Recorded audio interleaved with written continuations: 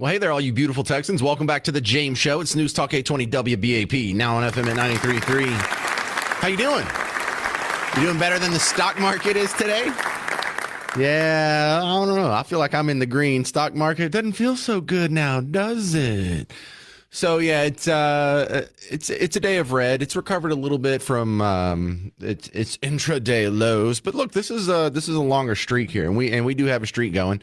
Stock market's kind of in a crunch. At the same time, we have a lot of other economic news that's putting pressure on not just the stock market, but just the general sense of uncertainty in the economy. We have a government shutdown possibly looming. We have a continuing resolution spending bill that looks like it could continue, business as usual, which I guess would be good for the stock market in the short term, but we need to be a little more long-minded than that.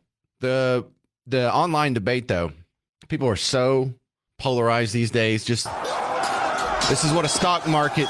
We're not even to. Are we even to a correction yet? With the technical definition, financially speaking, of a correction, a 10% loss from the previous highs in the stock market, that would count as a correction. 20% dip counts as a bear market. So we're not even to correction territory, and already Trump's crashed the economy. Trump's crashing the economy, which was interesting because we can go back almost over the exact same time frame in Trump administration 1.0. In his first couple of months, the economy was doing good. Stock market kind of taking off. And we were told then that doesn't count. Those belong to the previous president. And the reason some people think, well, I don't know, I remember that economy when he first came in being pretty good. Yeah, it was pretty good because it was my economy. And everyone agrees. Everyone agrees that when you're in the first couple months, right, of a Trump presidency, that whatever happens in the economy gets the credit of the previous guy, right? Oh, no, that's only if it's good. Oh, okay, I see how that works. That's interesting set of rules you got there. But the question is unanswerable. People out there already proclaiming Trump's crashed the economy or Trump's going to crash the economy. Really? Well, what happens if you're wrong in like 90 days, we come back and this is all reset? Are you going to spend just as much time correcting the record? Are you ever going to get an apology? Did we ever get an apology from the last time around when you were told that, oh, look out, we're going to have big old Trump recession. He's going to crash. Just his being elected is going to crash the economy. Never happened until they came up with the COVID stuff. So let's see if their economic predictions this time around are any better. I think not. Now, is there some legit concern? Sure. Maybe if the business as usual crowd decides that they're just going to keep the red going, this can be sustained not by economic factors, not by numbers on a spreadsheet, but by who does the term animal spirits? Was that Keynes that did animal spirits, or was that Adam Smith? I forget. It's an economic term that trying to sound smart here, but I forgot where it came from. But the animal spirits, that's it works in both ways. When there's the positive news that's political, it can easily lead into a surge in the stock market because people just feel better and more optimistic about their future. So they're going to go ahead and invest their money or take some money off the sidelines or open a new branch or hire some new workers or start a new factory or start a new business, period. So there's animal spirits that work in both ways. But I think we have a lot of that's what's driving this right now. This has to be animal spirits. If you want to blame the tariff situation, it would be an animal spirit situation. Uncertainty. That's not dollars and cents on a spreadsheet that's causing the downturn. That's people just being scared. That's an emotional one. So where we're at now is the beginning of what could either just be a temporary correction, or it could be something that leads into a deep correction, maybe even a bear market. Is it too soon to say recession? Well, I think we're okay in the recession front, because even if we do end up having 2 quarters of negative GDP growth in a row, that was the old definition of recession. Because you'll remember when that happened 3 years ago under Biden, they changed the definition of recession. So that's cool. We don't have to worry about that anymore. And then if we do get somewhere within the new definition of recession, we can just change the word again. Because is that what we're doing? I think also there's a lot of the animal spirits. There's a lot of this economic uncertainty that is going to be answered with this spending bill. We have what has used to be called an omnibus spending bill. They're not calling it this time around, but the continuing resolution where they're saying, let's just continue for the rest of the fiscal year, and then we'll come back and we'll solidify all these DOGE cuts at the end of the fiscal year. So that'll be around September. There's one guy in the Republicans who voted against it, Thomas Massie. There is every single Democrat that voted against it. And then the rest of the Republicans voted for it. So it passed out of the House with just a 2-vote threshold. And the reason why they voted against it is completely opposite. I'm talking about Massie and the Democrats. The Democrats didn't think it spent enough. They didn't like the cuts. Massie had the opposite view. It didn't cut enough. It continued the spending. And he has some legit concerns. I think, I know this is going to be unpopular. I know I probably deviate from most of the people listening right now, but at least I'm not just a hack that says anything to make people like him, or, I'll tell you the truth even when I know it's unpopular. I think Massey's right on this one. I think all the Republicans should have the exact same stance Massey has. Are you a fiscal conservative or not? Because a fiscal conservative in this situation would want to cut the budget. A compromise would be balancing the budget. And so, I don't know. I'm kind of scared about saying this because I've been listening to WBAP all day, and I think I'm the first person to take this stance. So, hey, if you want to come beat me up and tell me why I'm wrong, 800-288-9227, 800-288-9227. But I'm looking right now that Thomas Massie is right, and 217 Republican House of Representatives are wrong. Philosophically, they may be right, but they're all compromising their principles to keep this going. Well, James, we just don't have the votes. Well, then what's going to happen? You have more votes than they do. If you can't win with 51 votes in the Senate, then how do they win with 49? Well, they're just going to propose another bill, and Republicans will split off and join the Democrats, and we'll get an even worse bill. Do it. Just try it. Propose a budget that actually cuts spending. Negotiate down to a balanced budget. And if they don't want to vote for it, then let the government shut down until they do. You make them jump their party and vote with the other party just to keep things going. But it has been my experience my entire life, every time there's a government shutdown or some sort of standoff like this, that always end up with people coming to the compromise that we're going to spend more money and we're going to get more debt. Well, it's not going to stop until we stop voting for it. I think Massey's right on this. And I think we're going to find out as soon as we get this spending bill passed what the economy really thinks. And this is just a tester because we're all looking at that date. And I say we're all. The big players, the economic movers, are about to find out if there really is going to be a change in D.C. or if this whole DOGE charade is just going to be a few headlines that get whisked away the first second we have to pass a spending bill. 800-288-9227. The question is this just a temporary bump? Or is Trump crashing the economy? 800-288-9227. Coming up next, we have some survey results on whether or not DOGE is popular. I think you'll like what you hear. I'm James Parker. It's News Talk 820 WBAP, now on FM at 93.3. Yeah. Welcome to the James Show, News Talk 820 WBAP, now on FM at 93.3. I could probably just play this like 10 times today. Remember, we are 2 months into Donald Trump, actually not even 2 months into Donald Trump 2.0. And so when you have a couple of bad days in the stock market and you have a downward trend, people that are claiming that he's crashing the economy, what were they saying the first time around? What were they saying in the first few months of the previous Trump presidency when the market was going up? They would say, well, whatever happens first few months, that belongs to the previous guy. Some people think, well, I don't know. I remember that economy when he first came in being pretty good. Yeah, it was pretty good because it was my economy. So there's obviously a little bias going on here with a lot of the commentators that, hey, if it's good, then it belongs to me. If it's bad, it belongs to the previous guy.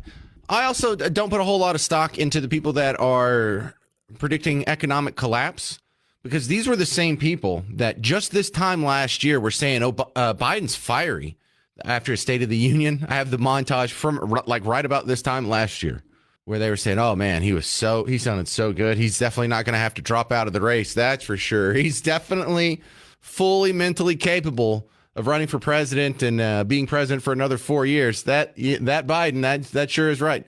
And if their predictions are that bad, then why would we worry about this one? Doesn't that mean, heck, we're probably a year from now, we'll be in an economic rocket ship? Biden's fiery State of the Union address. I'm here tonight to. We don't have to do all that one. Is this all the people that said Biden can't close the border? Biden, he can't close the border by himself. He needs an act of Congress to do that.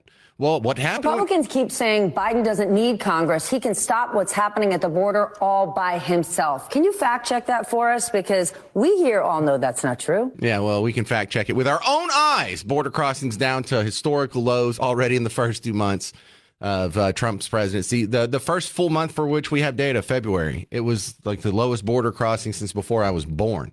So the media, they were wrong there.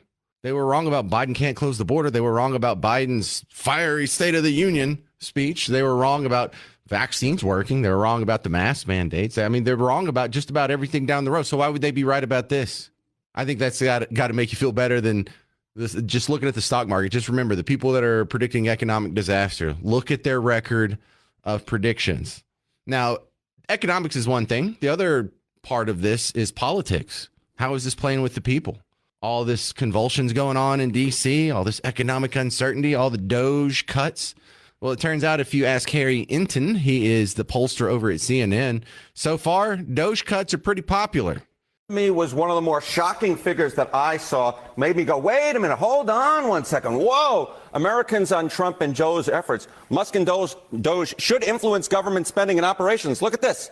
54%. The majority say that he and they should. How about approve of Trump trying to cut staff at government agencies? Again, you get a majority here. 51%. So yeah, Elon Musk might not be that popular, but these cuts and the idea of spending cuts, at least within the federal government and cutting at government agencies, that actually has majority support. I was truly surprised by this, Kate, but the numbers are the numbers. Well, there is a view that cuts across Democrat and Republican of people thinking that Washington is too big, bloated federal government, waste, fraud, and abuse. I mean, those are drain the swamp is what people run on over and over again. How do they feel? What do they think they're actually cutting? Yeah, what do they think they're actually cutting? Democrats want to argue that the type of spending that Musk is cutting is mainly necessary programs, but that comes in at just 36%. The wasteful spending actually wins the plurality here at 42%, according to a recent Washington Post Ipsos poll. And I think that is the reason why you see that when it comes to Musk and Doge, you see, in fact, the majority believe he should have some influence because they believe, the plurality believe, that he is cutting wasteful spending, not necessary programs that Democrats are arguing. All right, so what we have here is a stock market that's down not even 10% from its all-time highs. So we are at like the 90th percentile of what the stock market has been in all of human history. In fact, all the losses that we've had, you know, they're supposed to be so dire from the record that was made February 18th. So you're measuring Trump's best time against himself. You're measuring this against what he already drove the market up to. That's his record. And if you take to where, how far back does this take us in the stock market to be down at these levels again? You know, about 8% down. That takes us all the way back to where the economy was back in September. Ooh, yeah. Boy, you remember how awful things were in September economically. Definitely worse than they are now. Totally noticeable. It was a veritable Great Depression, wasn't it? So is this the beginning of an economic collapse? I don't know. You don't know. Nobody knows because we don't have a crystal ball. But probably not. Probably. Just based on the economy always recovers. The stock market always recovers. And the people who are predicting this have a terrible record of any prediction that has to overlap with politics. They're just blinded by TDS. So should you be worried about it? I say probably not. Coming up next, something I'm worried about, just because I have 4 kiddos. Students are now using AI to do their homework, not help with their homework, actually like write their essays. How will teachers catch cheaters? Will AI handicap the next generation of students? 800-288-9227, 800-288-9227. I'm James Parker. It's News Talk 820 WBAP, now on FM at 93.3. Hey, sports fans. James Parker here for the Prize Picks app, America's #1 daily fantasy sports app with over $1 billion in awarded prizes, 10 million active users, and more sports than you can even identify. You don't even know what all these icons are in. So, if you're tired of me always talking about football or basketball or hockey or the big sports, look, if you're a fan of a niche sport, download the Prize Picks app. See if it's in there. My MMA fans, you might be happy to see you have some fun to play with. They even have, look at this, table tennis. It has a little paddle with TT next to it. So you can find out if Yoon Ju Lin, 74.5 points. Will they get more or less today in their match against Wu Jin Zhang? See? Prize Picks. You can do just about anything over here in the sports world. Yeah, you go over to MMA. They have statistics for significant strikes. Well, Andre Lima, 49.5. Will they have more or less significant strikes against Daniel Perez in the fight on Saturday? That's all it takes. So you make a lineup of 2 to 6 players, win up to 1,000 times your play, and you can get $50 to play with your first $5 purchase. Use promo code WBAP. Promo code WBAP get you $50 with your first $5 play. Prize Picks. Run your game. Hey there. Welcome to the James Show. News Talk 820 WBAP, now on FM at 93.3. The economy is the top story of the day. 800-288-9227 if you want to jump in. We're not ready for that yet. Hang on a second. If you have any comments on anything I've commented on thus far, you can feel free to go ahead and jump in. 800-288-9227. It could be tariffs. It could be the spending bill. It could be the AI segment that I just did with my previous guest, John Schultz. It's all the same number, 800-288-9227. This is Chris and Wiley. You're on WBAP. What do you think, sir? Hi, James. I wanted to let you know about the spending bill and why the continuing resolution makes sense, even if you're a conservative, because I'm always against continuing resolutions. There's this theory out there called impoundment, which gives the president the power to just allocate what they think is necessary. Congress allocates the money, but it's a ceiling, not a floor. So with the 83% of what Marco Rubio has announced as DOGE program or USAID programs being defunded, they'll be allocated, money will be allocated to them in the spending bill because it's just a copy and paste. But Trump will, in theory, he will not allocate funds to those things. And then, of course, it's going to go to the Supreme Court. But Trump wants to have this fight. Well, let's have the fight. Let's do it now. Right. Well, no. What has to happen is this people. It looks like we're increasing the budget, like we were funding Nancy Pelosi's budget and Joe Biden's budget. We are. But we're not because of the theory of impoundment.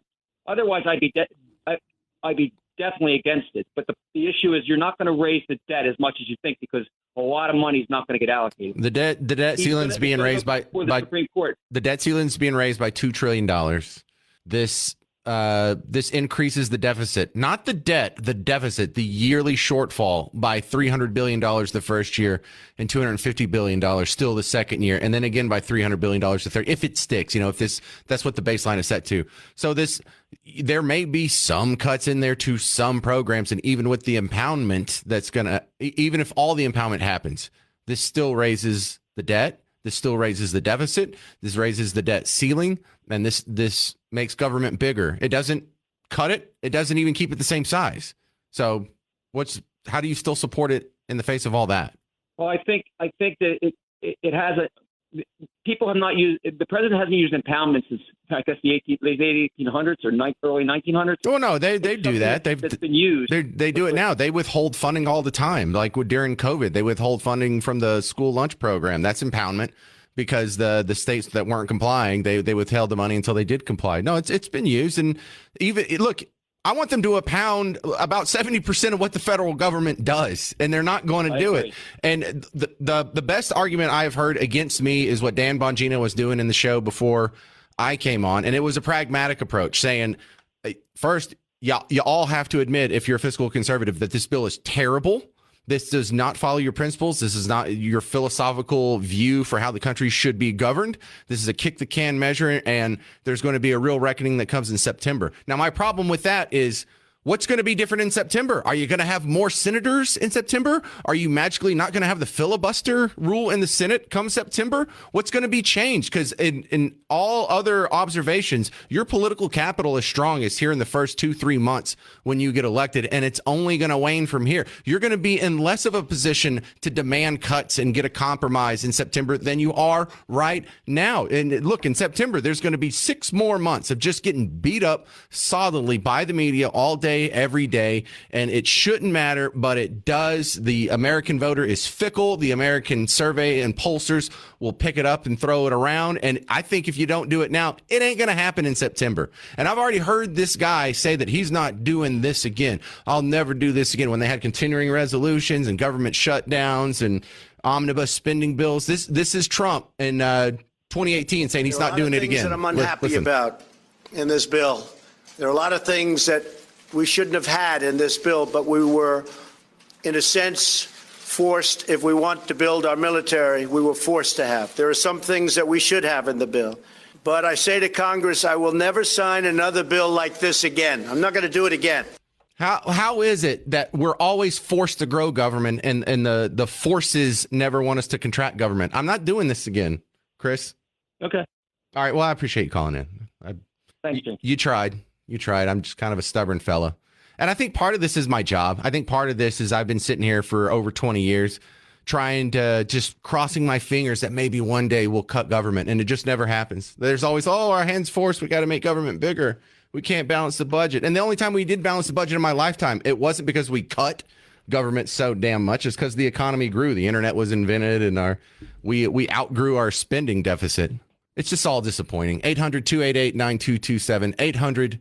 800-288-9227. I am a lone Thomas Massey in a sea of regular Republicans. Coming up next, the great Spencer McGowan, host of Net Worth Radio. What's the economy going to look like in 3 months? We'll ask him next on The James Show. It's News Talk 820 WBAP, now on FM at 93.3. Hey, did you get some severe weather over the weekend? I had to drive through hell coming back from my girls' volleyball game. And so I know some of you experienced that as well. I got a report from a friend in Mansfield. They got hit with hell pretty hard. Check your roof. If you have any leaks, you immediately need to get that taken care of. The problem is you haven't been running around evaluating roofers for the last few years. You know, you've had a life, you've had a job, you've had a family, you've had things to do. Well, trust Blue Ribbon Roofing. They've been with us for years at WBAP. They've been with Ticket. Casey Bartholomew endorses them. Some of my friends down the hall endorse them. And now I'm on board with Team Blue Ribbon Roofing. And look, you're not going to get some rookie sales guy that's trying to boost his commission by selling you a bunch of things you don't need. This isn't some national franchise. This is a locally owned family business. John and Tish started it over 30 years ago, and now their grown son, Trevor, is helping with the day-to-day operations. And if you go online to blueribbondfw.com, you can not just trust me about it, read the hundreds of 5-star reviews. And if you mention that you heard it on WBAP, more specifically the James Show would be nice, you'll get a free Ridge Vent ventilation upgrade on your roof. So try them out, blueribbondfw.com. Do not take a chance with that roof, even if you just merely suspect there might be a problem. Have them come inspect it for free, blueribbondfw.com. Well, hey there, all you beautiful Texans. Welcome back to the James Show. It's News Talk 820 WBAP, now on FM at 93.3. Spencer McGowan from Net Worth Radio on the James Show to talk about all things economic. Of course, we're going to talk about money if it's Spencer. How's it going, Spencer? It's just fine. That was a busy couple of days. Well, there's also quite a roller coaster we had today. I guess we're not out of the weeds yet. But some people are saying this is the beginning of an economic collapse. Other people are saying this is just a necessary correction to bigger and brighter things. I'm fairly optimistic. Where are you at on this one, Spencer? I'm going to dissect it. The Magnificent Seven, the tech stocks that were the most popular. Oh, look, I even have the song here. Have the Magnificent Seven. Wow, you're quick on the draw. I like that. The Magnificent Seven, they went down 20% from their peak, and this is just over the course of 3 weeks. When you say the Magnificent Seven, are we talking about like the Facebook, Google, Netflix, big guys? Okay. Meta, Facebook, Apple, Microsoft, Amazon, Alphabet, NVIDIA, and Tesla. That used to be the FANG stocks. I guess we added Tesla to it? Yeah, they had to make it more fancy, so that's how you get your Magnificent Seven. But there we go. Anyway, they were they made up a huge portion of the S&P 500, certainly the NASDAQ 100. And you can make the case that there were so many overpriced tech stocks, right, that at some point, it doesn't take much of a spark to set them on fire. Well, the Magnificent Seven fulfilled an official bear market today by falling more than 20% from its peak. So you've had what would be considered, yes, a healthy correction, and they reversed about midday. Facebook up over 1%. Netflix, which is not part of that group, but Netflix is a good example. They were up 3% on the day. So the buyers started to really come in here. Tesla was up 4%. So now traders are asking, what was at the bottom? Right. That's the question at hand. But this was a very powerful wave of tech selling. And, of course, that spills over into the S&P and the Dow. This may be a theme for the rest of the year. It doesn't necessarily mean Armageddon, but you did take the first 20% off the Magnificent Seven in just 3 weeks. Well, let's talk about what's going on with tariffs. I mean, I think the uncertainty is the big story coming out of there, whether they end up staying on or coming off, or they're paused, they're delayed, or now he's going to up them, or Ontario's going to withdraw that one over there. I think the big takeaway is just uncertainty.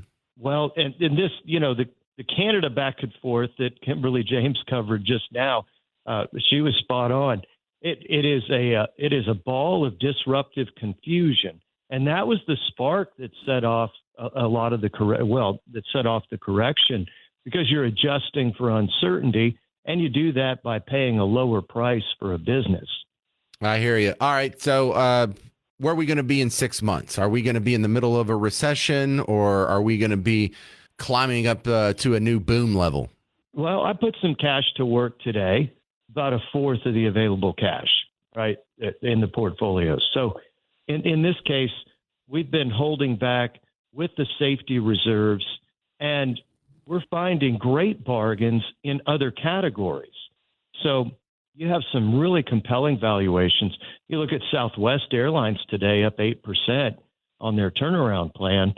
See, there's some compelling bargains out there at low multiples. So there's still plenty of good bargains, and the AI revolution did not end 3 weeks ago.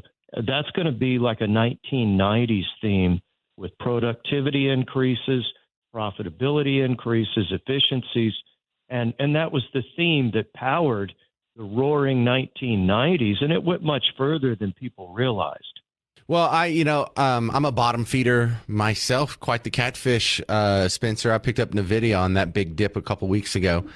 But, I also think about, for the people who are looking at this continuing resolution bill, were there any of the other changes that Trump had talked about that is being tucked in here? Like, are we still going to get taxes on Social Security and tips and whatnot? That's going to come in another package, right? So it's not one big, beautiful bill.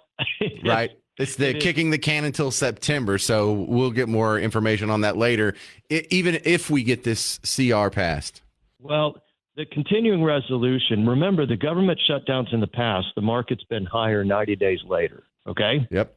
So it's not necessarily Armageddon for the markets. You got high anxiety, and that's one of the factors. Now, the positives that are about to show up, using our good friend James, USDebtClock.org, the Doge clock says they've identified $189 billion in savings. They're running over $100 billion a month from the time they started. It will start to reduce the deficit. And that is a cataclysmic shift in perspective, because you're diffusing the bigger issue of the debt bomb. On the tariffs, as they're negotiated, right, from an unreasonably large Trumpian hyperbolic demand, they'll negotiate those down into something that's mutually agreeable, and that may take a few weeks. All right, there he is, Spencer McGowan. What's coming up on Net Worth Radio this weekend? Well, the government shutdown theme, that may be diffused by that point, but I want to point out high anxiety, right? And there's signs. It just ripples through the planet. It's like metaphysical. I hear you. And And Trump's changes certainly set off a lot of anxiety, certainly on the left as well. But wow, that says it's a market condition. You're probably going to have a sideways market once they find the bottom here, which they may have today, and you'll have some good opportunities. But when you get to high anxiety, that's when you get the bargains. Well, I used the term earlier on the show, animal spirits. I know you'd be very proud of me for the obscure economic metaphor. Thank you very much. Spencer McGowan, Net Worth Radio. You can hear him on the weekends here and on our sister station, KLIF. It's networthradio.com. All right, coming up next, the anti-Israeli agitator Mahmoud Khalil is he's actually being held in Louisiana right now. He may be deported because he was participating in those Palestinian protests on Columbia, and a lot of people are upset. They're just like, what? We don't have free speech anymore. We're just shredding the Constitution. Other people are saying, well, if you want death to America and you break laws, maybe we shouldn't put you in front of the other immigrants who want to come here legally. What do you think? 800-288-9227, 800-288-9227. The Ballad of Mahmoud Khalil coming up next on The James Show. It's News Talk 820 WBAP now on FM at 93.3.